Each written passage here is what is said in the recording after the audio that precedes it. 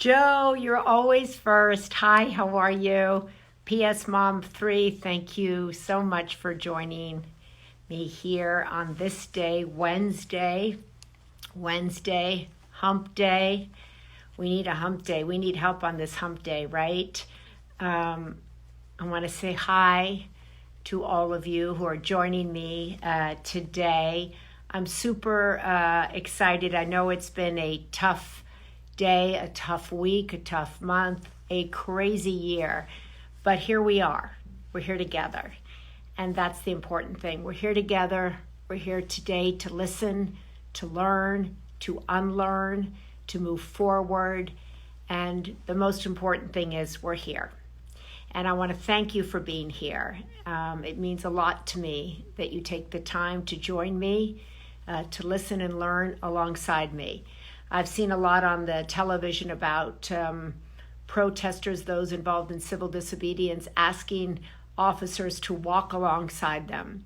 And this is our version here, in a way, of walking alongside each other. And we have a teacher today in the form of Sabrina Fulton. Sabrina Fulton is Trayvon Martin's mother. Sabrina Fulton knows all too well what's going on right now. She has a completely different experience with the news of this moment than any of us have. And that's why I wanted to talk to her. I wanted to learn from her.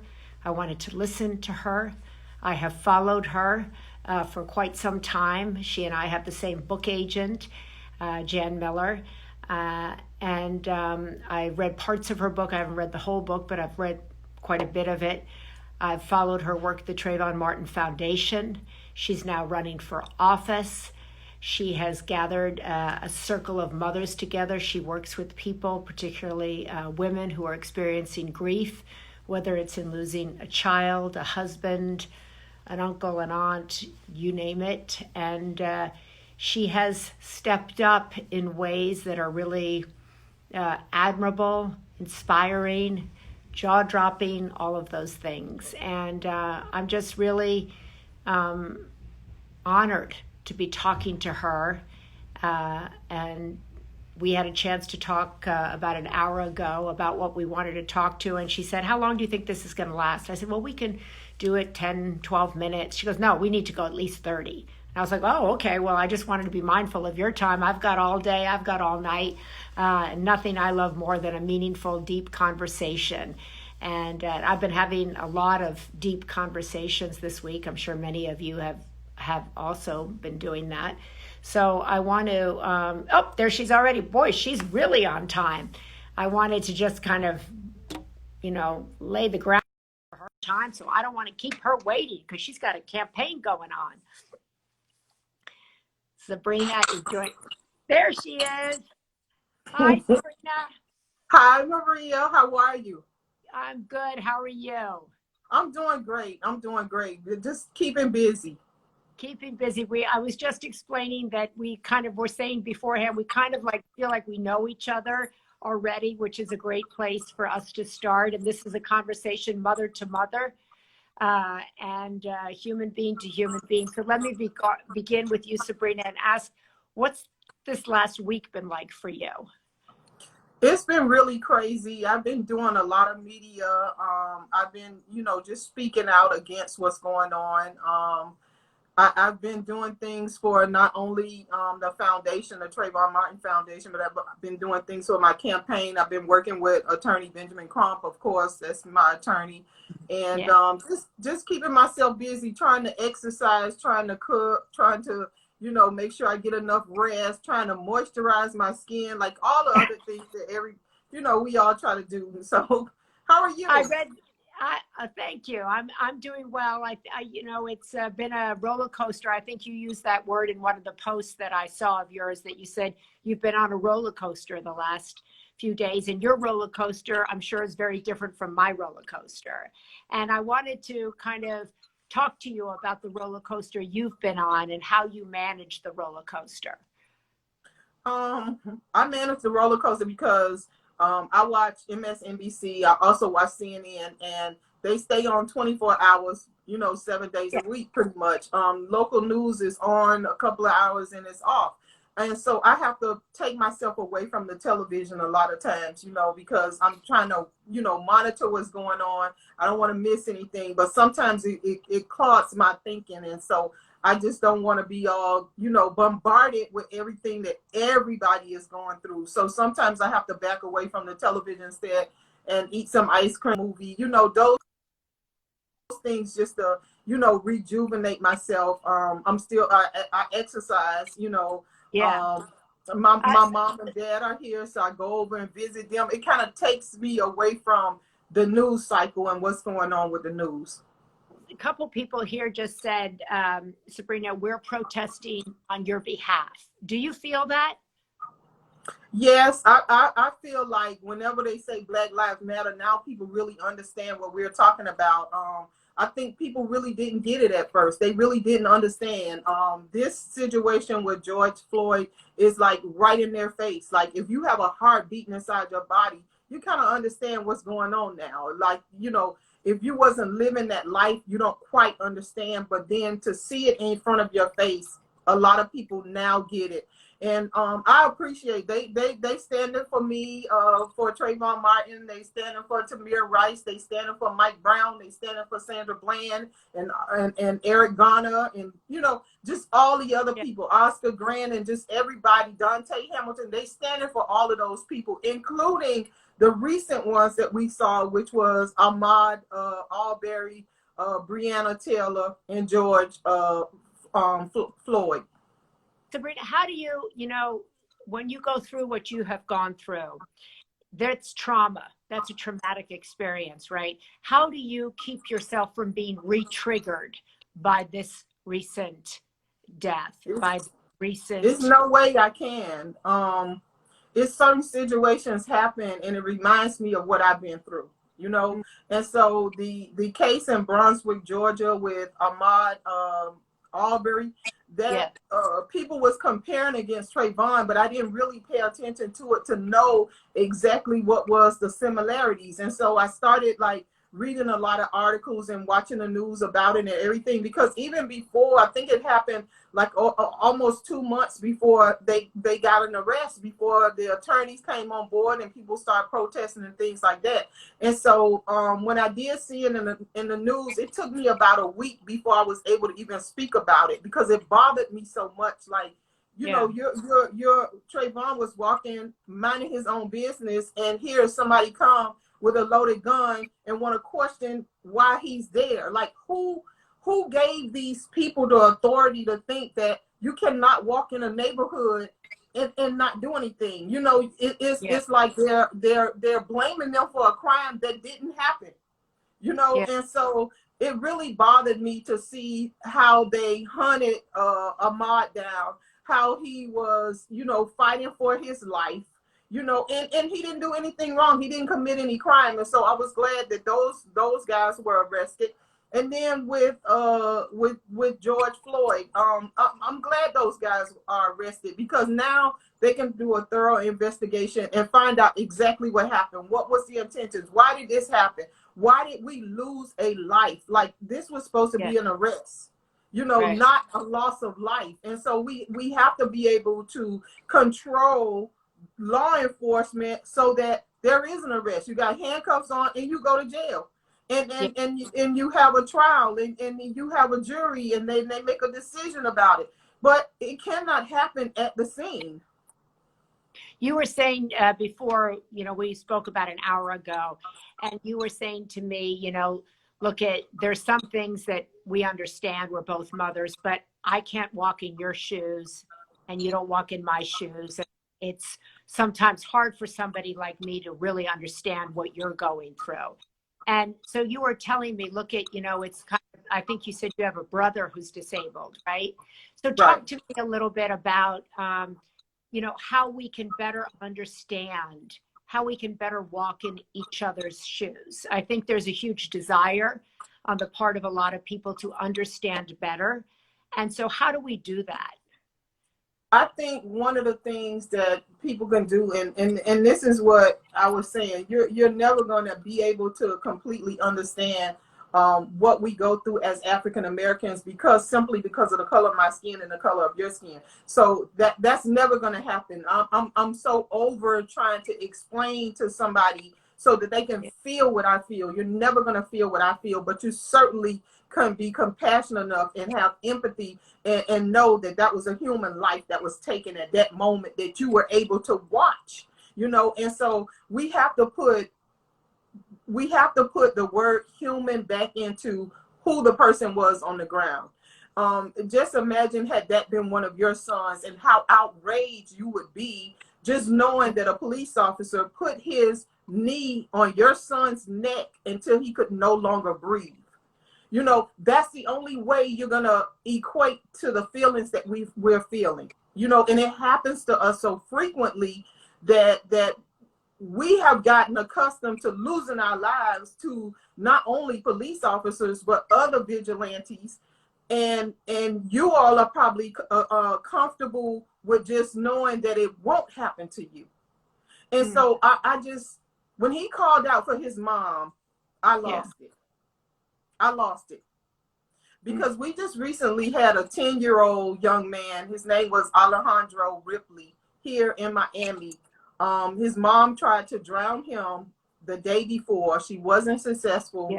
And I think the very same day or the next day, she drowned him. And he was autistic. Right. He was autistic. Guess what? I never even considered the color of his skin. I just knew that there was a child. I knew that there was a mother. I don't know if she has any mental illnesses, but I can suspect that there is a problem when you have a mother that can kill her own child. She's arrested and everything, but I thought about him, and he's just a little angel. He had his whole life ahead of him. And if she didn't want him, she should have given him away to somebody. Somebody would have been glad to have him, and they would have taken care of him, and they would have loved him. Let somebody else love on him. Don't kill him. Yeah, you were telling me that you have created this whole circle of mothers in the wake of your son's murder. And you don't ask people the color of their skin. You just invite people in if they've experienced a loss, if they're grieving, if they're hurting. That's the common experience that you have with them. Talk a little bit to me about that, if you would. Why you started that. What it's called a circle of mothers, and it came to me in a dream. Can you imagine that? I love that. I love that. Yes, it absolutely was a dream, and I woke up, and it was as if it had already happened, and I was like explaining to somebody what I had just experienced. It was so real, it was so vivid that I could not believe that I hadn't just experienced it. And so I woke up in the middle of the night, and I started writing what I saw. And I had pages and pages and pages. And so I got my team together, and I said, listen, this is what we have to do. It has to be purple. It has to be something about healing. I saw myself in this purple room talking to these moms. It was all women. And I'm just going to say there were moms because, I really don't know. But it was all women. And I was like, oh, my God. It was as if it happened already. And I just told them what we need to do. And we've been going for about 6 years. We've had different, speakers to come in to the event, but it's called Circle of Mothers. It's on our website, and it's about empowering women. It's about healing women.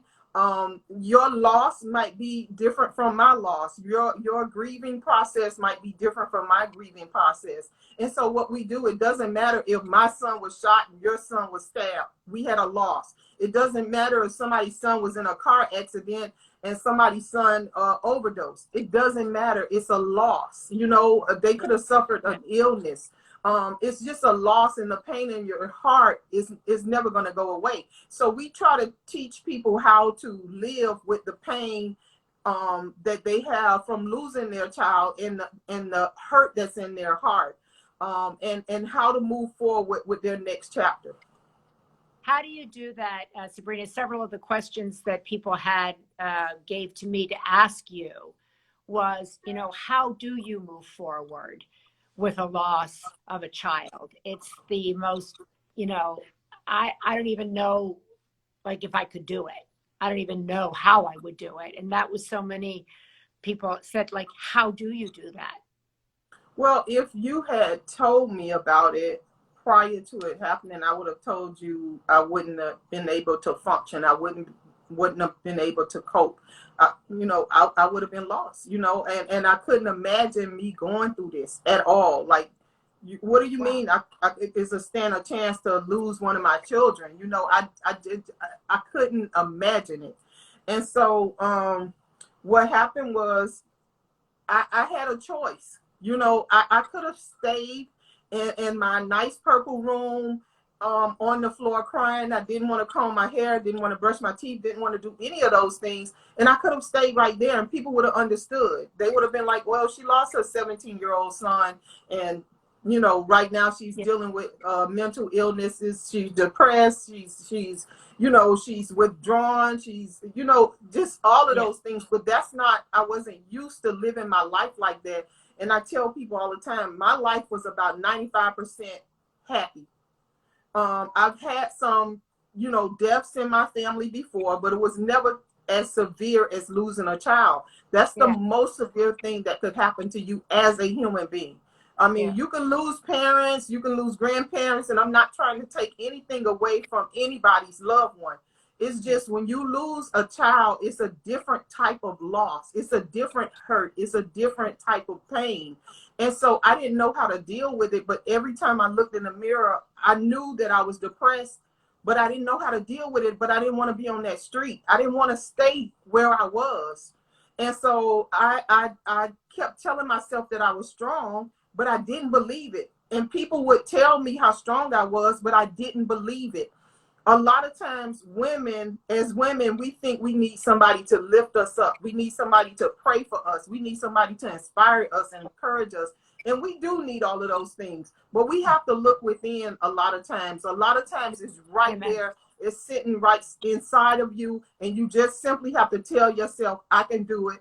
I don't want to be here. I knew I didn't want to be depressed. I knew I didn't want to be crying. I didn't want to be sad. I didn't want to be all of those negative things. And I told myself, I made a conscientious decision that I did not want to be depressed. I was never suicidal. Thank God for that. But I didn't want to be where I was. And so I made the decision that I had to get back up. And that's the hardest thing to do, is to get back up, because people can keep encouraging you and empowering you and all of these things. But when everybody goes home and when the camera's gone off and the pastor's gone and the church people gone, your friends gone, your family gone, and it's just you got to know how to bring yourself back up. And that's why I say it's within. And we don't understand the power that we have within.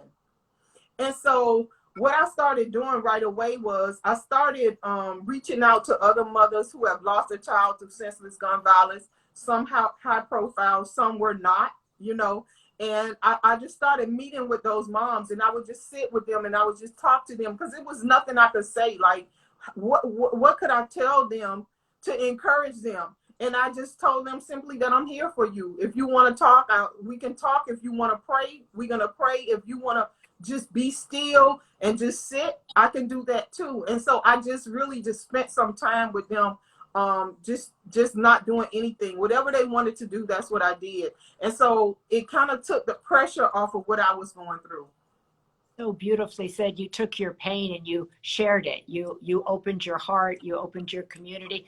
You also started a foundation, let's say, in your son's name. You wrote a book, Rest in Power.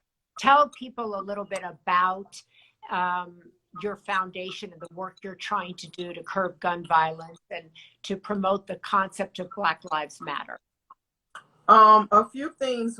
Number one, we reach out to families. We encourage families. We encourage the entire family. We encourage women through Circle of Mothers. Tracy has Circle of Fathers. We have a youth event where we bring about 1,200 kids together in the area, and we talk about gun violence. We talk about setting goals. We talk about teen suicide. We talk about drugs and guns. We talk about all the things that they can't talk about in school. And so we want to give them a vessel in order for them to express themselves. And so we have the youth summit. It's very, very, very powerful. We also have a scholarship program where we send 2 high school students to college. We give them money to help them out in school. Absolutely. We started a program about 2 years ago, and I love it. And I go to a kindergarten, or I go to an elementary school, and I read to the kids, and we bring a character in with us, and then we give them a healthy snack. We give them books. I love it. I absolutely love it. You know, a lot of people think it's work, but I love it. It's just so much fun, and it's just a lot to see the kids like clapping, and they fidgety, and they won't be still, and all of these things. But when the character comes in, like, they are, wow, they really appreciate that. And I just, you know, we do a lot of different things. We do a back to school event where we give away 500 book bags, and we put supplies in those book bags. We in February for Trayvon's birthday, we celebrate his birthday, not his death. So we do what we call is a Trayvon Martin Foundation Peace Walk. We have these red shirts on with Trayvon picture in the front that says the Trayvon Martin Foundation. And we want to send a clear message that people have a right to walk in peace without being followed, chased, pursued, profiled, or murdered. And so repeat that for me, Sabrina. Repeat that. People have a right to walk in peace without being followed, chased, profiled. Profiled, pursued, murdered, everything, all of those things. They have a right. And we send a clear message, and that it's called a peace walk. And at the end of the peace walk is a peace talk where we invite like elected officials out. We invite community leaders out, and we, you know, bring the young people out, and we try to bridge the gap between the law enforcement and our young community. And so, you know, it's very effective. It's entertaining, but it is with a purpose as well. Sabrina, I read in an interview you said that, you know, it took your son being gunned down for you to stand up and kind of use your voice to, that you originally did not want to act. You did not want to speak out. You did not want to become an activist. You start this foundation, you write the book, and now you're running for office. Did you ever imagine that you would be running for office? And President Obama, when he spoke today, he spoke about the importance of running locally.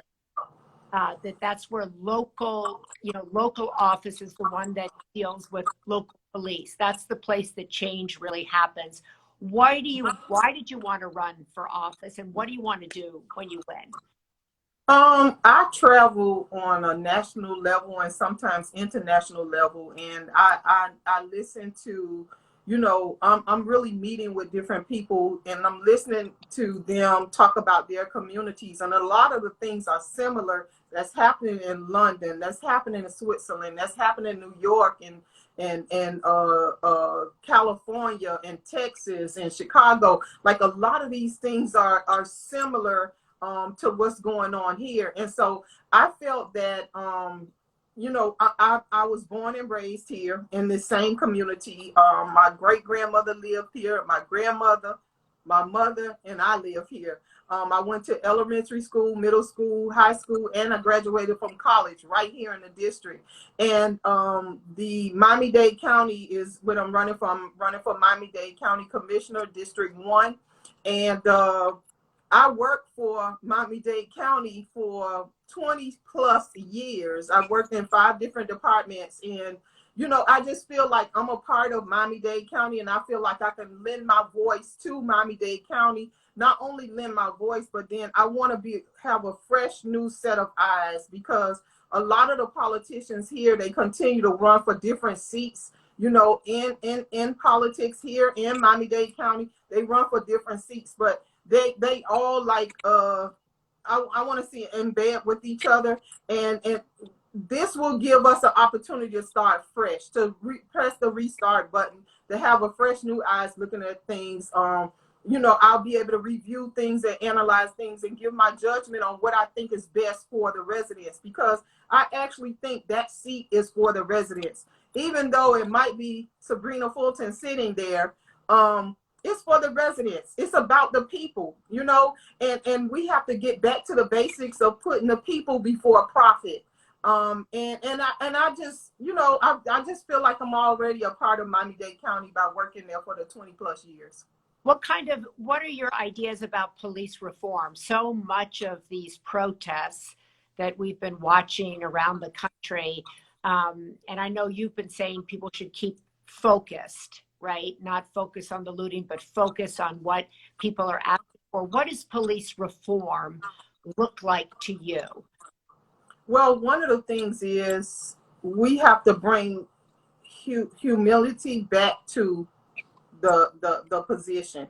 You know, you know, by so many things happening back to back, people don't really put their trust in police anymore, and they should. You know, when you call 911, you want the police to come, but you want somebody that's fair and impartial, and you want them to come out and protect and serve, you know. And so we just have to put that back into the police department. We got to make sure that we give the good officers an opportunity to go to their captain, lieutenant, one of their supervisors, and let them know what exactly happened at the site. Because I know that as police officers, they have a blue code, a code of silence, and you can't discuss, you can't talk about things, even though you may feel a certain way about it, you can't talk about it. And so we got to give them a way so that they can, a way out so that they can go ahead and they can talk about what happened at the scene, and they don't have to fear for their job. They don't have to fear for a demotion. They can still, you know, thrive in that career, you know. But right now, they're so oppressed, they can't talk about the things that happen, even the bad things. And so what's happening now is a lot of the good cops are turning into bad cops by not saying anything at all, because silence is golden. Like when you don't say anything at all, you're part of the problem. And so we need to make sure we're doing that. The other thing too is, just in the case of my son, who was dead on the ground, they did a background check and drug and alcohol testing on my son, who was dead, who was unarmed. But the person who shot and killed him, they did no background check. When there's a loss of life, there needs to be a background check. There needs to be a drug and alcohol test. It doesn't matter if it's a civilian, if it's a vigilante, if it's a citizen, if it's a police officer. You have to see what state of mind these people are in. And so those officers that were arrested, they should have all, they background should have been exposed to everybody. They should have they should have been required to take an alcohol and drug testing. And we need to know that, have they had problems in the past with you know, race relations? We need to know those type of things, you know, because if it had not been for those video cameras, we would not know who George Floyd was. Yeah, very well said. Yeah. So you're looking, so police reform to you looks like a partnership with the police. It's involved in kind of saying, you need to reform, we're here, we want to do this together. I'm absolutely saying that, but also I'm saying that police officers need some type of sensitivity training. Sensitivity Absolutely. training. They definitely need that. They definitely need to understand that people have, you know, even criminals have families too. You know, if it's supposed to be arrests that take place, please just arrest that person and take them to jail and let the judge and jury decide on his fate. Don't decide what his fate is right there on the scene, meaning there was a loss of life. So training has a lot to do with it too, and accountability. We have to make sure that we have some mechanism in place so that they are policing the police, whether it be a community, a private, third-party community relation board, whether it is just a association. We need to make sure we have something in place so that we're holding people accountable when there's a loss of life. So there you heard from Sabrina her platform in many ways for her running. If you're interested, if people want to support you, Sabrina, even if they don't live in Dade County, how do they get involved in your campaign? They can go to sabrinafulton.com. That's SYBRINAFULTON. Sabrina.com. So sabrinafulton.com, and it'll tell you a little more, some of the things that I said about what's important to me and things like that. So that's on there, and they can donate. You don't have to live in Miami-Dade County to donate. If they have friends that live in Miami and District 1, I would encourage them to tell their friends to vote for Sabrina Fulton for District 1 Commissioner. Did you hear that, everybody who lives there? Vote for Sabrina Fulton. And another election, thing, I also want people to go to the foundation page so that they can see some of the things that we're doing that I talked about with the Circle of Mothers and Fathers, and that's TrayvonMartinFoundation.org.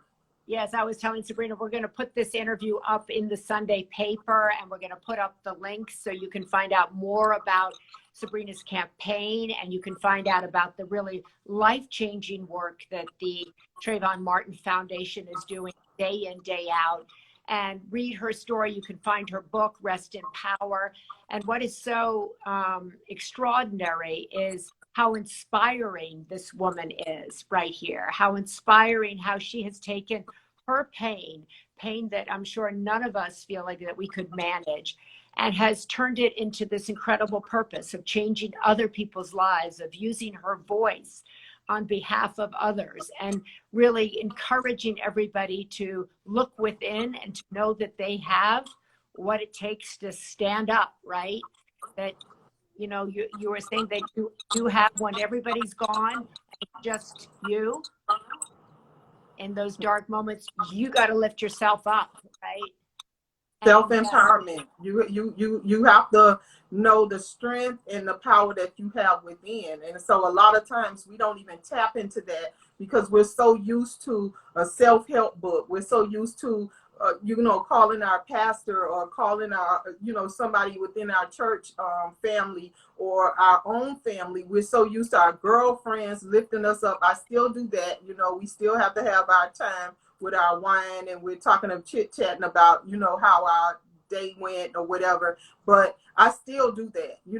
I'm still connected, very connected to my family. I have a huge family here in Miami, and I'm very connected to my family. I thank God for my family. I don't know what I would have done had I not had like a good, strong family and good friends just to talk to. And then sometimes when I don't want to talk, I just sit and they just sit with me. So that's a good thing. And so now I'm working with Jan, who is a friend of both of ours. We have a mutual book agent, and you're writing a new book. Yes. Well, the new book is going to talk more about moving to your next chapter. It's going to talk about a loss of, whether it's a child, whether it's a husband, whether it's a wife, whether it's a grandparent, whatever it is, that particular loss. You lost your job, you just feel like you're broken down and you don't know where to go. It's going to talk about that. At the same time, ironically, I was dealing with an illness that people didn't know anything about. And I want to talk about that. I want to talk about how I covered it up because I didn't want people to feel sorry for me when people were already feeling sorry for me. So that's how twisted my mind was. Like, okay, don't let them know that you're sick. But you guys already was feeling sorry for me because I had lost my son. But I was actually really sick when I went through the depositions and the trial and everything. I didn't have the surgery until 2 months after the trial. But they knew I needed to have thyroid surgery.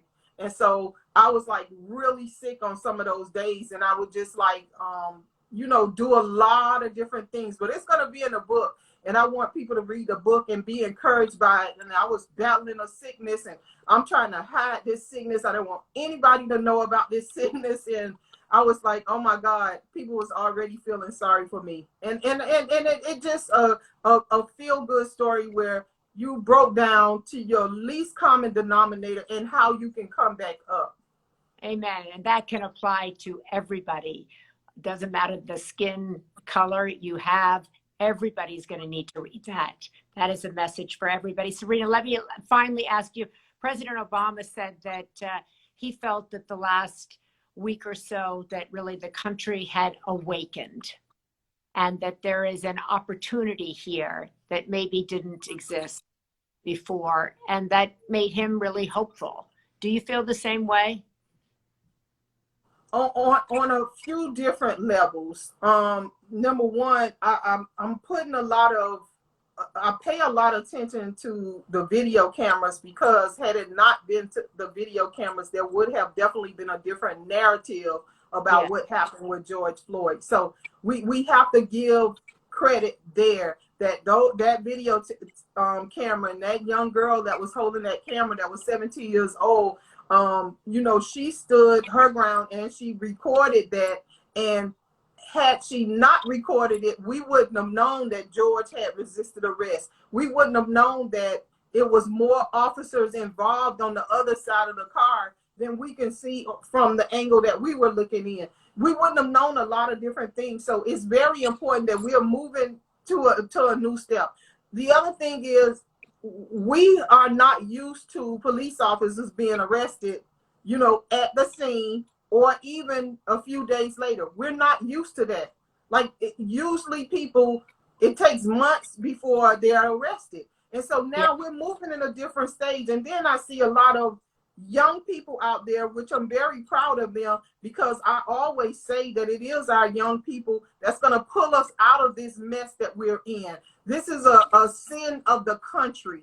And it's going to be our young people that are resilient. They're passionate about what they're saying, and they're passionate about what they're doing, and they're not afraid.